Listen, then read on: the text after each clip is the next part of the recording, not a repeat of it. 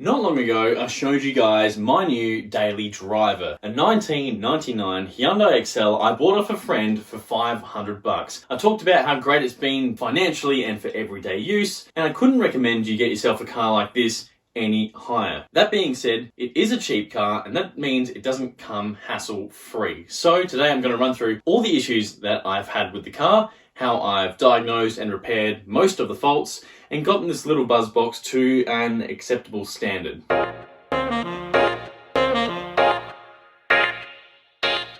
When I bought this thing, it'd been sitting under a carport collecting dust for over a year. Luckily, with just a jump start, the car ran like it was any other day. But like any car you're unfamiliar with that you've just bought, giving it a full service, replacing all of the fluids is definitely a good recommendation. Aside from that, let's get to the real issues. Starting with mechanical, seeing it's the most important. When I got the car, the clutch was average. It was usable, but could have been better. I actually dealt with it for a long time, to the point where it worn down so badly, I couldn't actually accelerate properly in first gear. The rivets had started eating into the flywheel. I was able to get the flywheel machined and replace the whole clutch. It's all fixed. Under the bonnet, there was oil everywhere, and it seemed to be mostly from the rocker cover seal, which is apparently common in these cars. Looking into it further, there's actually a big crack in the back corner of it. My sloppy fix for this was to just fill it with some sealer, and that has at least reduced the leak. There is another leak under here that I didn't notice for a while, and that is the soft clutch line between the hard lines on the body and the transmission. I nearly found this out the hard way when I nearly ran out of fluid and the pedal started getting spongy, nearly lost the clutch altogether. A quick trip to the wreckers and get a replacement part for $15. That's a cheap and easy fix. The engine will bog down and nearly stall sometimes when I'm off the power, and it will throw a check engine light. Fault scan shows this to be an intake temp sensor, and it's not enough to bother me, so that's staying until further notice. Apparently that's a common issue as well. These XLs, come on! The clutch plate for the AC compressor makes an almighty noise when you turn the system on. The AC itself works just fine. It blows out cold air, and it only really makes the noise when the engine's still warming up, so not a concern. A bit embarrassing though. Around the outside of the car, and the reverse lights don't work. This is a real prick, especially when I'm trying to reverse parallel park, which I'm an absolute gun at in this car. The little size of it is awesome. Again, don't know how I've lived without it for so long. A quick inspection of the globes, and they seemed just fine. So I traced to where the voltage stopped to the reverse light switch. I confirmed this fault by putting a jump wire across the connector. Boom, the reverse lights do in fact work. So I ordered a new part online, and this cost nearly $50. It was nearly 10% of what I bought the whole car for. There it is. Tiny little thing. That hurts. Anyway, we'll get to that. The light issues don't stop there. The front right indicator intermittently doesn't work, and it was actually a particular thing when I was stopped at the traffic lights on a hot day. When I'd start moving again, it started to work again. I haven't heard of an air-cooled light either, so there's an obvious issue here. At first, I thought it might have been some spread terminals at the connector to the light housing. After all, there is some damage on the car already from the previous owners, and the housing itself is from the wreckers. It took me a while to find what it really was, and that is underneath the globe there's a spring plate, and that acts as part of the circuit, and it wasn't actually coming up enough to make contact with the bulb properly. So take the bulb out and just pull the spring plate out a little bit, and there's been no issues ever since. Easy fix. Next up, and I'm going to go into a bit of detail here. The tyres on the car when I bought them were old, bald, and dry rotten. Now I don't know about you guys, but I cannot skimp on tyres. They are the most important thing of any car. They're responsible for your braking, your acceleration, and your cornering. Best upgrade you can do to any car. I was going to replace these and thought I might use this opportunity to fix another issue with the car. So many layers of issues, I can't believe this. The speedo turns out to be quite optimistic. Downloading a GPS speedo on my phone, apparently I have to be doing a indicated 120 k's an hour to be doing the 110 k an hour speed limit of the freeway. I cross-referenced this app with a few other cars, and it seemed to be pretty consistent in how it picks up speed. So I knew I was on the ball here. I bought some 15-inch wheels to replace the current 13s, some tyres that have a larger sidewall, and we have a classic scenario where the tyres and wheels are worth more than than the actual car. Yeah, I know, this thing's becoming more and more a meme. From this, 2 issues occurred immediately. One was the tyres didn't quite fit the car and they actually scrubbed on the guards when going around corners and over some heavier bumps. It was particularly bad on the rear wheels, so I fixed this by borrowing a mate's guard roller, which has mostly solved the issue. It still rubs a tiny bit, but it's livable. The second issue is my complete and utter failure to fix the speedo issue. Whereas before it was around 10 k's optimistic, it now sits around here when I'm doing 110 k's an hour. So about 2 kilometers better. All in all with this issue, is it a total failure? No, because like I said, I now have some wicked new tyres and it has completely changed the car. I'm way more confident in it and stick by my philosophy of you get what you pay for in your tyres. As for the rest of the outside of the car, there is a massive list of cosmetic issues that I do not care to pay any attention to. It's the whole point of why I bought the thing in the first place. Next category, inside of the car. Sticking with cosmetic issues here, we've got a few. The seat is torn, scratches all over the hard plastic trims, there's a massive crack in the dash, and this whole panel with the AC and radio controls has broken or lost most of its clips, so it hangs out about there. Again, I don't care. There was one broken thing, however, that I could not stand, and that is the driver's window didn't do the whole go up and down thingy that it's meant to, you know, the wind up window. Yeah, was broken. And it was stuck, making the tiniest little crack, which whistled like all hell right in my freaking ear at speed. Luckily for me, there are replacement parts online, and now I have a window that glides up and down. The driving position of the car is horrible. The seat is too high, the steering wheel is too large, and so my legs don't fit underneath it, and the gear stick is too far away. The obvious solutions to this would be a race bucket seat, which would be super expensive, and there are also raised mounts for the shift lever. As we know, the car is to be very affordable, and this isn't going to fly. That's not what the car's about, people. We're not spending megabucks on these trivial daily issues. So to very mildly improve everything, I did 2 things. One, get a steering wheel with a smaller diameter, and also got a shift knob that was raised a little bit higher than the stock one, which was actually just for the pure sake of matching the steering wheel because it looked a little bit race car. And it's okay. Yeah, it's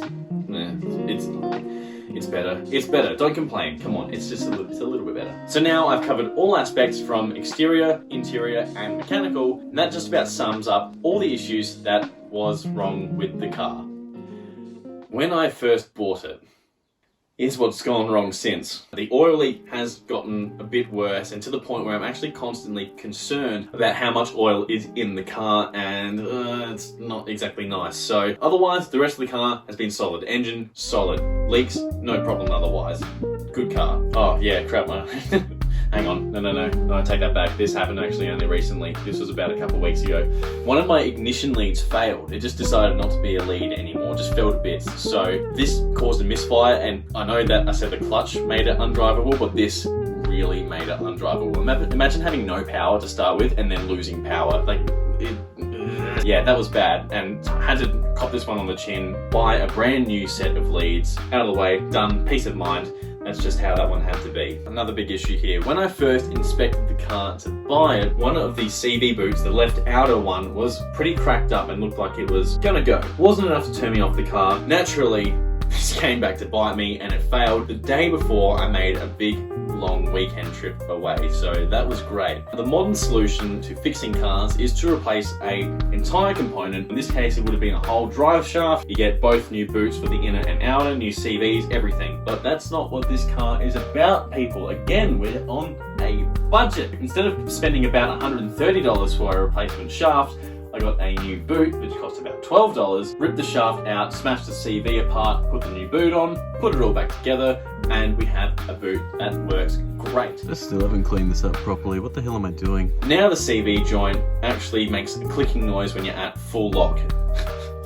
Otherwise, the rest of it works fine, and if it does fail, whatever. If you have a keen eye, you'll have noticed by now the humongous crack on the windshield. That obviously wasn't there when I bought the car, and it started really small, which then grew really big quickly. Obviously this is a big issue, and I promised myself I'd replace it once it got all the way across the windscreen, just as a little game. It's now been about here for a very long time and hasn't moved. I just need to concede defeat here and get this replaced, because it's actually a fairly big issue. This is probably up there on the to-do list. Finally, my favourite issue, and this is my favourite issue for a couple of reasons. One, the way it came about, and two, how we've gone about to fix it. And that is this absolute cannon of an exhaust. Originally there was of course the factory muffler, but it sounded a little bit more growly and aggressive than what an XL from a factory should be. The most subtle bit of character. It was really nice, people noticed it. Then one day as I'm driving, I hear the exhaust do a couple of really aggressive buzzes, followed by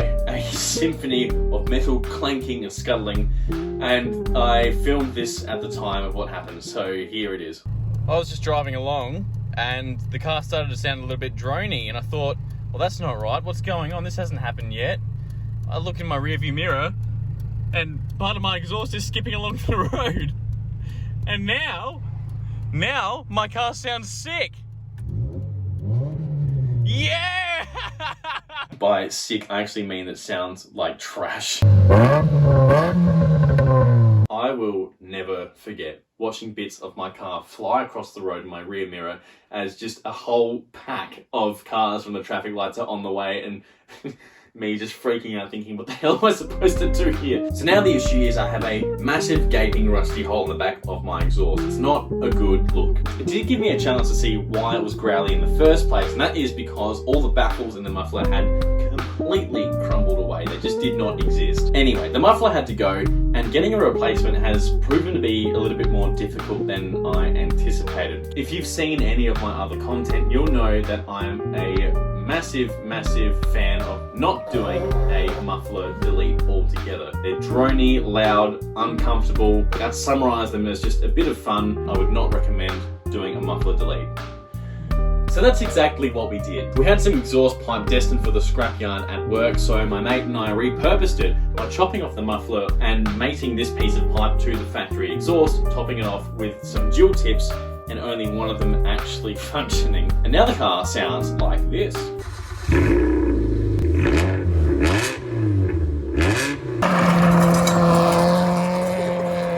The pipe and tips are actually from a Porsche Macan, and I'm pretty confident in saying this is the only XL, nay Hyundai, in the world with Porsche parts on it. I'm willing to be proven otherwise, but I can't imagine why else that would happen. Let's get this clear. While this was fun for a bit, it is the definitive feature of the car, and naturally, like I've said in the past, a terrible solution to replacing or upgrading your exhaust.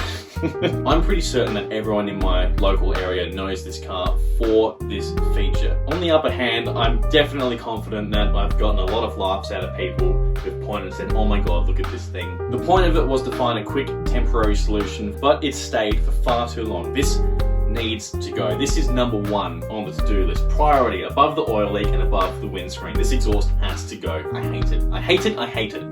That's it. That's the full list done. So let's summarize everything here. The point of the car is to be a hyper affordable daily driver. I don't have to worry about too much in all aspects: mechanical, cosmetic, and financially, and emotionally. The total cost of the car looks as follows. The car itself was $500. The wheels and tires, $550. Clutch line was $15. The window regulator was $45. The CV boot, $12. Reverse light switch, $47. Steering wheel and shift knob, $95. Clutch replacement, $200, including the machine of the flywheel as well. And the ignition leads were $90. Altogether, this car has cost me a total of about $1,600. And I'm not done with the issues. But in what it saved me in costs and lifestyle, it's been worth every cent. It's also important to note this car was an absolute minimum budget for a starting point. Of course, the more expensive you go initially, the less of these issues you may have. But things like the tires and the clutch are inevitable on any car, and they've been the most expensive items on the list. The XL has done far greater in being the money saver I intended it to be. But that doesn't mean I won't be upset if it gives up on me tomorrow. I still care for it, and I'll still maintain it, service it regularly, and fix any major issues that come up. It'll stay my daily driver for a while yet, but one day I will want to upgrade to something nicer. We'll just have to wait for that day to come. Actually, you know what? It could become a race car. There's actually a whole series based on the exact model of the car. And come on, no. It's not a race car. We're not turning it into a race car. Not happening. It's a daily driver, and it's doing good. It's doing great. No race car.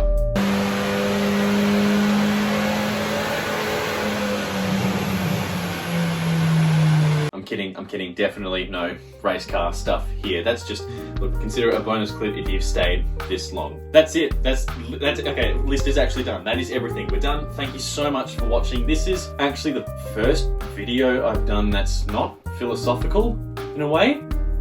Yeah, if you liked that, then let me know. I always appreciate some feedback.